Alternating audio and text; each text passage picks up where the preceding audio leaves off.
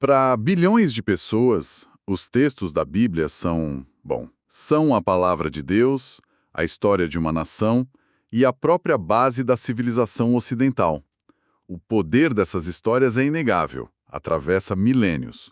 Mas e se a arqueologia contasse uma história um pouco diferente sobre as origens de tudo isso?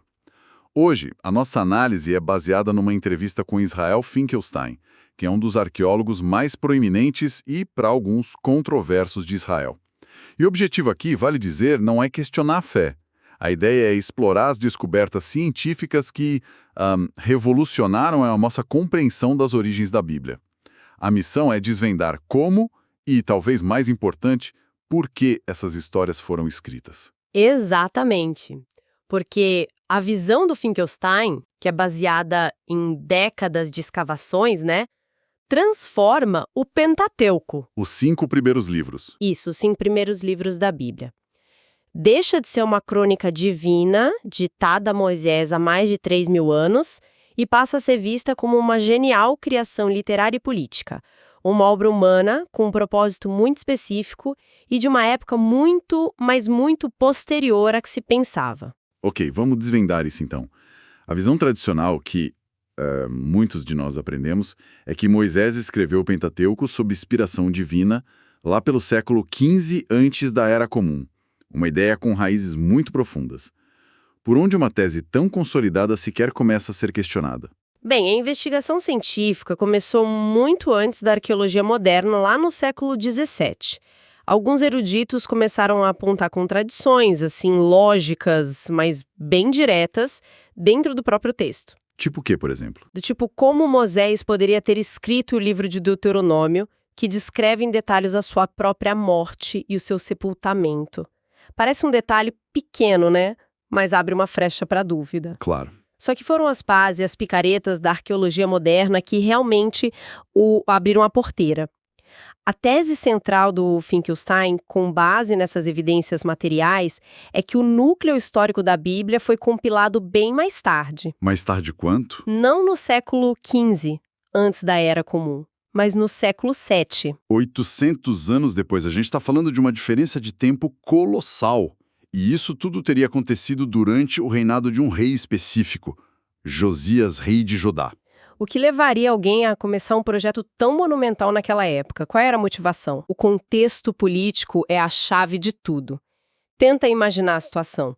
O Reino do Norte, chamado de Israel, que era o vizinho maior, mais rico, ele tinha sido recém-conquistado e aniquilado pelo poderoso Império Assírio. Certo. Então, uma onda de refugiados do norte fugiu para o sul, para o pequeno reino de Judá, governado por Josias em Jerusalém. Então Judá, de repente, se vê recebendo uma população enorme, com tradições, talvez lealdades diferentes, um desafio de integração gigantesco. Exatamente.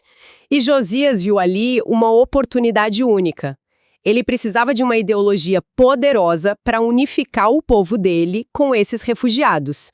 O objetivo era criar uma nação unificada sob um só Deus, um só rei, uma só capital, Jerusalém, e um só templo. E a saga serviria de base para isso. Serviria como a cola para esse projeto. Foi, na prática, o nascimento do monoteísmo como uma política de Estado. É aqui que fica realmente interessante.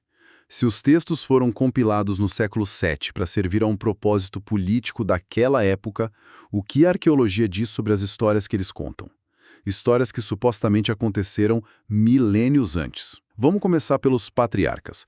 A Bíblia situa Abraão lá por volta de 2100 antes da Era Comum, vindo da Mesopotâmia. A arqueologia simplesmente não encontrou nenhuma evidência de uma migração em massa da Mesopotâmia para Canaã nessa época. Nenhum vestígio. Mas o fascinante aqui é que a gente nem precisa ir tão longe. O próprio texto contém pistas gritantes de que foi escrito muito depois. São os anacronismos. Anacronismos. Pensa nisso como assistir a um filme sobre a Roma Antiga e ver um legionário usando um relógio de pulso digital. Ah, entendi. Estraga a ilusão de autenticidade histórica, O texto bíblico está cheio desses relógios de pulso. Nossa, essa analogia é perfeita.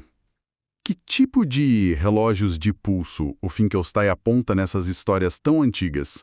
O primeiro e mais famoso são os camelos. Os camelos? Isso, os camelos. As histórias dos patriarcas, de Abraão a José, estão repletas de caravanas de camelos usados como animais de carga. Sim, é uma imagem clássica. Só que a arqueologia mostra de forma conclusiva que os dromedários só foram domesticados e usados em larga escala para transporte no Oriente Médio muito depois de 1000 antes da Era Comum. Na época de Abraão, eles simplesmente não eram usados dessa forma. Peraí, deixa eu ver se eu entendi. O autor do século VII está descrevendo o mundo que ele conhece, com as rotas comerciais dele, e projetando isso 1500 anos no passado. Exatamente. E fica ainda mais específico. A descrição da caravana de José, por exemplo, que segundo o texto transportava goma traga-canto, bálsamo e láudano para o Egito. Corresponde perfeitamente às rotas comerciais árabes de especiarias que eram controladas e taxadas pelos assírios nos séculos 8 e 7. É uma fotografia econômica da época de Josias, não da Idade do Bronze. Incrível. Então o autor não estava necessariamente tentando enganar, mas talvez só contando uma história antiga nos termos que o pessoal da época dele entenderia. Exato, usando o sistema de logística da sua própria época. Tem outros exemplos assim? Sim, outro muito claro são os filisteus. O livro de Gênesis descreve encontros dos patriarcas com reis e líderes filisteus. O problema é que esse povo que veio da região do Mar Egeu só se estabeleceu na costa de Canaã a partir de 1200 antes da Era Comum. Quase 1000 anos depois da época de Abraão? Exatamente. É como uma biografia de Napoleão que o descreve lutando contra a Força Aérea Alemã. As linhas do tempo simplesmente não batem. Certo. Então os detalhes mais mundanos da vida dos patriarcas parecem ter sido atualizados. Mas e quando a gente chega a um evento de proporções épicas como o Êxodo, a fuga do Egito, as 10 pragas, o texto fala em 600 mil homens, o que daria mais de 2 milhões de pessoas. Um evento dessa escala deveria deixar marcas por toda parte, certo? Com certeza. E do ponto de vista científico e arqueológico, essa narrativa simplesmente não se sustenta. Primeiro, o silêncio dos registros egípcios. Como assim? Os arquivos egípcios eram incrivelmente meticulosos. Escribas registravam tudo: campanhas militares, listas de trabalhadores, expedições de mineração no Sinai. E não há uma única menção a uma presença hebraica massiva como escravos por 400 anos. Nem da fuga espetacular. Nem da fuga, que segundo a Bíblia teria dizimado o exército egípcio. Um evento cataclísmico como esse teria sido registrado. A ausência de evidência não é evidência de ausência, mas um silêncio total de uma burocracia tão detalhista é, no mínimo, suspeito. E a jornada pelo deserto, 40 anos vagando. Esse é o segundo ponto. No período em que o êxodo supostamente ocorreu, o Egito controlava militarmente toda a região do Sinai. Tinha uma rede de fortes, postos de vigilância. Então não era uma terra de ninguém. De jeito nenhum. A ideia de que quase 2 milhões de pessoas pudessem vagar por ali durante 40 anos, sem serem notadas, registradas ou confrontadas, é logisticamente impossível. E, o mais importante, a falta de evidências arqueológicas no terreno. Nada foi encontrado. Absolutamente nada.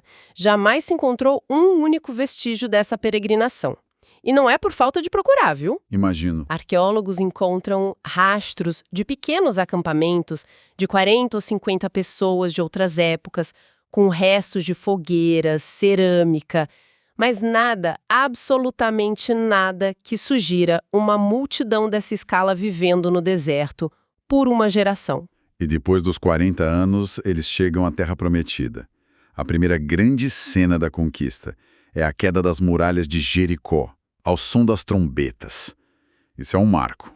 É um marco, mas, infelizmente, a arqueologia também desmente essa imagem. As grandes batalhas de conquista descritas no livro de Josué provavelmente nunca aconteceram como narradas. Nem Jericó. As escavações em Jericó são claras. Na época da suposta conquista, no final da Idade do Bronze, a cidade era um povoado pequeno, pobre e, o ponto crucial, sem as imponentes muralhas descritas na Bíblia. Elas tinham sido destruídas séculos antes. Nossa. E muitos outros lugares, como Beersheba ou o reino de Edom, ou não existiam ainda, ou não tinham a importância que o texto lhes atribui naquele período. Então, o que tudo isso significa?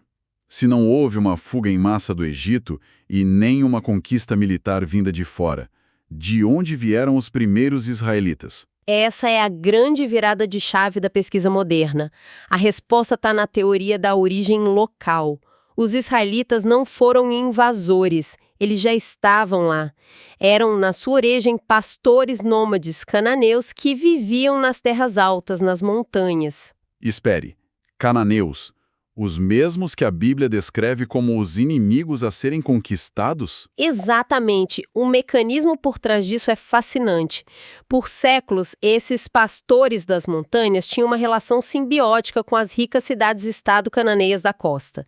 Eles trocavam produtos, sabe? Carne, leite, lã, por grãos e azeite. Uma interdependência econômica. O que quebrou esse sistema? Por volta de 1200 antes da Era Comum, todo o Mediterrâneo Oriental entrou em colapso. As grandes cidades costeiras foram destruídas ou enfraquecidas. Com o colapso dos parceiros comerciais, os pastores das montanhas foram forçados a mudar de vida. Eles tiveram que se tornar agricultores sedentários para sobreviver. Peraí, então a história foi invertida.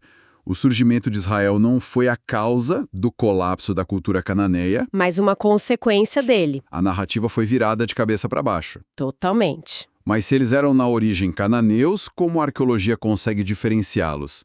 Se a cerâmica é parecida, a língua, as casas, qual é a pista? A pista é um detalhe cultural surpreendente e muito específico, um tabu alimentar. Um tabu. Sim, em nenhum dos mais de 250 pequenos povoados identificados como proto-israelitas foram encontrados ossos de porco. Em todos os sítios cananeus e filisteus vizinhos, ossos de porco são comuns. Uau! Naquela época e naquela região, eles eram o único povo que não comia carne de porco. Um traço de identidade definido pelo que eles não faziam. Precisamente. A razão exata é debatida. Talvez fosse uma forma de se diferenciarem dos vizinhos, mas o que é certo é que essa é a prática cultural israelita mais antiga que a arqueologia pode verificar. E ela surge 500 anos antes da ideia do monoteísmo se consolidar. Tudo bem, então as origens são mais humildes e locais. Mas isso bate de frente com a imagem da Era de Ouro, do grande império unificado de Davi e Salomão no século X. A Bíblia descreve um reino poderosíssimo. Como essa nova teoria lida com figuras tão centrais? A arqueologia nos pede para moderar bastante as expectativas. Davi, como figura histórica, provavelmente existiu. Existe uma evidência importante para isso, uma estela de pedra encontrada em Tel Dan que menciona a casa de Davi. Certo, então a casa de Davi era uma entidade política conhecida na região. Mas e a escala disso? A Jerusalém de Davi era a capital de um vasto império? As escavações mostram que a Jerusalém do século X antes da Era Comum é um pequeno povoado nas montanhas, com talvez algumas centenas de habitantes. Era o centro de um pequeno cacicado tribal, importante localmente, claro, mas nada perto da escala imperial descrita. E quanto a Salomão? Famoso pela riqueza, pelo templo, e os famosos estábulos de Salomão? Essa é outra correção importante. As estruturas grandiosas, como portões e estábulos encontradas em sítios como Megido, por muito tempo foram atribuídas a Salomão. Hoje, datações mais precisas mostram que elas foram erguidas décadas, talvez um século depois. E não em Judá, mas no Reino do Norte, Israel. E essa distinção entre os dois reinos, norte e sul, é crucial, pelo que entendi. É o ponto central. Após a morte de Salomão, o reino se divide. A Bíblia, que foi escrita em Judá, no sul, descreve o reino do norte como pecador e fraco, e Judá como reino justo. A arqueologia, no entanto, mostra exatamente o oposto. Como assim o oposto? Durante a maior parte do tempo, Israel, o reino do norte, era muito mais rico, mais populoso, mais influente. Judá, ao sul, era um reino secundário, mais rústico. Judá só começa a prosperar de verdade depois que o reino de Israel é destruído pela Assíria. E aí surge a oportunidade. O rei Josias tem a necessidade e a chance de criar essa grande narrativa unificadora que se tornaria a base da Bíblia. Faz todo sentido. Eles herdam o povo e as histórias, e reeditam tudo sob a perspectiva de Judá, colocando Jerusalém no centro do universo. Então, para amarrar tudo, o Pentateuco, segundo essa visão, não é uma revelação divina do segundo milênio. Mas sim uma obra-prima da literatura e da política, um manifesto teológico nacionalista criado no século VII antes da Era Comum para forjar a identidade de uma nação. E as grandes narrativas, Abraão, Êxodo, a Conquista, não encontram respaldo arqueológico, mas funcionam como uma poderosa saga de fundação, tecida a partir de lendas e memórias antigas, para dar a esse novo povo uma origem comum. Perfeitamente resumido. Durante o reinado de Josias, uma coalizão de escribas e sacerdotes pegou essa coleção de histórias e as teceu numa única e épica narrativa. O objetivo era claro: centralizar o poder político e, crucialmente, o religioso em Jerusalém. O monoteísmo como ferramenta política. Foi quando ordenaram a destruição de todos os outros santuários. O Templo de Jerusalém se torna o único lugar legítimo para o culto. Foi nesse momento e com esse propósito que nasceu o monoteísmo como conhecemos hoje. É uma perspectiva transformadora. A análise de Finkelstein nos convida a ver a Bíblia não apenas como um texto sagrado, mas também como um documento profundamente humano, nascido das cinzas de crises políticas e da necessidade de criar uma identidade. E isso levanta uma questão importante. A fonte que analisamos menciona que o trabalho de Finkelstein, apesar de revolucionário, hoje é recebido com interesse por muitas comunidades religiosas. Isso nos leva a pensar: quando a ciência sugere que as histórias fundamentais de uma cultura não são literalmente fatos históricos, elas perdem o seu valor? Ou o seu significado apenas se transforma, passando do histórico para o simbólico, o cultural, o teológico, talvez se tornando ainda mais poderoso por sua capacidade de inspirar e unir pessoas através dos milênios?